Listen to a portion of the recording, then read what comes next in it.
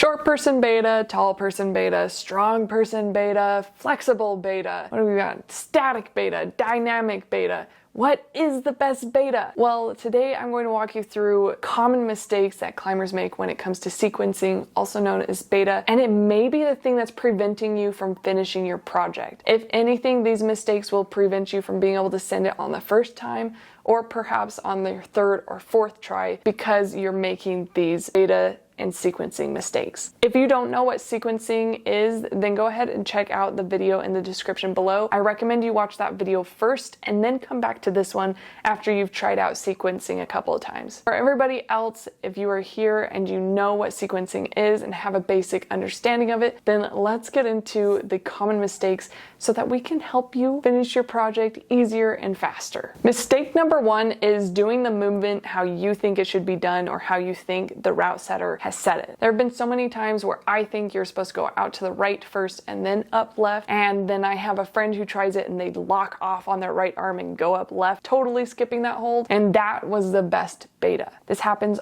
all the time, so don't feel like you have to do this hold, then that hold, then this hold. It's totally likely that skipping that hold might be the easiest way to do it, or matching on that hold is the easiest way, even though it's only a 2-finger match. Maybe that's not a good idea. Maybe a 2-finger match isn't a good idea. But you know, like 3 and 3, this is a pretty good match. That's pretty good. The next mistake is only doing moves how you prefer and the style you prefer. I prefer static climbing. I will do flags, I will do backstepping, I will do everything in my power to make that move static. But the reality is sometimes dynamic moves are easier. And if I had just done the dynamic movement in the first place, like locking off and going up with my left hand, then it would have been so much easier to finish that route. And the same thing goes if you prefer dynamic climbing or you prefer super flexible climbing. Try something that is a little bit more static, or try something where you're keeping your feet a little bit lower than you would typically. For example, I felt pretty confident with my flagging, and there were a few routes where I could not get that move with a flag, and the solution was a drop knee. There's so many times where the solution was a drop knee, but I felt really confident with my strength being a flag. And at first, this can be really difficult to recognize, but what I like to do is I look at the route and I go, okay, what would my friend who's 6 inches shorter than me do? And then I try that. I have another friend who has incredibly strong core, so I'll look at the route and I'll be like, okay, what would she do? I'm gonna try that.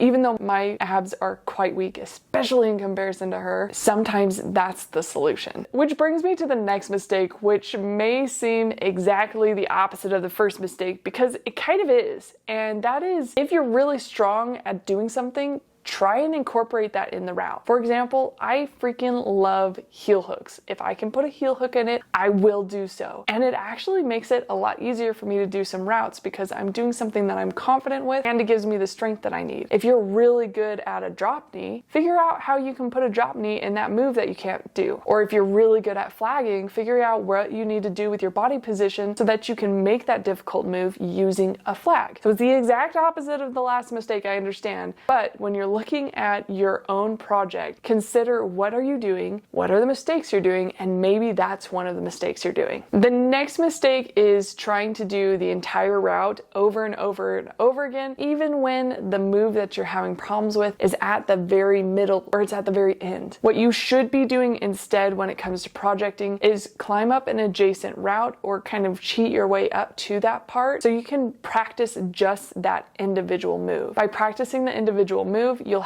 be much stronger at that point, and it'll be much easier for you to figure out what movement, body movement, foot placement than if you were exhausted from climbing from the very bottom all the way up through. And this is applicable for the entire route. So if you figure out one move, great. You can try and put everything together and then say the next move is also really hard. Try that next move and figure it out. Try each move individually and then string it together. It's a really good way of doing a sequence, especially when the climb is super crimpy or has a lot lot of power moves. That way you're not exhausted or your fingers aren't tired by the time you get to it. The next mistake is not using your resources to get info on the beta or the sequence. Now, a lot of times figuring out the sequence is the challenge, and that's part of the fun, so maybe you don't want to do this, but if you're getting really frustrated and can't figure out that move, consider asking a friend. If you're at a gym, ask a staff member what they've seen, and it's highly likely that they know what to do on that route because they're probably quite capable. Another thing is, especially if you're outdoors, but even at a gym, there are apps that will give you beta, like Kaya app, for example. That one, people take video of their climb and it's associated with a specific gym. So download an app that can show you the beta. This is gonna be really helpful if you're getting frustrated and you can't figure out the sequence. Get help. And say you're at the gym all by yourself. There are no staff members or they're completely unhelpful. It's not on the app, or you're outdoors and you don't know what to do. Take a video of yourself and send it to your climbing friends. Ask them what to do. Or take a video of yourself, and you have to have tough skin for this one, and put it on Reddit. There's climbing Reddit and then there's climber girls Reddit that I engage in pretty frequently. And both of those subreddits you can upload your video to and people will give you recommendations. I do have to warn you though, sometimes people can be mean. I try to be really helpful when I see people who are struggling with a route and they ask for beta, but I've seen some people be pretty mean as well. So keep that in mind. Maybe if you're a woman, do climber girls because they're nicer. This is also something that Mike, the chief route setter for Team USA, recommended in an interview that I did with him recently. Someone's always going to have a different idea of what the beta is for a route or a boulder than you do. Watching other people climb, definitely you learn so much just watching other people. If you can't figure out the route, it's likely someone else in the gym can flash it easily. So watch someone else do the route and then try and mimic what they're doing. With these mistakes, they are very common, and I've unfortunately keep on making them because I forget. Sometimes I forget that I should look at a route and go, how would this person do it, and try their beta. If you also have that issue with remembering these kind of things, I decided to make a little print off card, which I included a link to in the description below. It's completely free, of course, but you can print that off and maybe fold it up and put it in your chalk bag. If you ever seem to be stuck on a project, you can go through the steps of sequencing and common mistakes and make sure that you're doing everything you should be doing. If this was helpful, please give this video a thumbs up and comment below what are some tips that you have for people who are sequencing and what have you found works really well for you. Thanks for watching and enjoy climbing. So if you imagine a short person on the wall and this is their leg, you know, let's say their pinky, putting their leg up, they can be that close to the wall.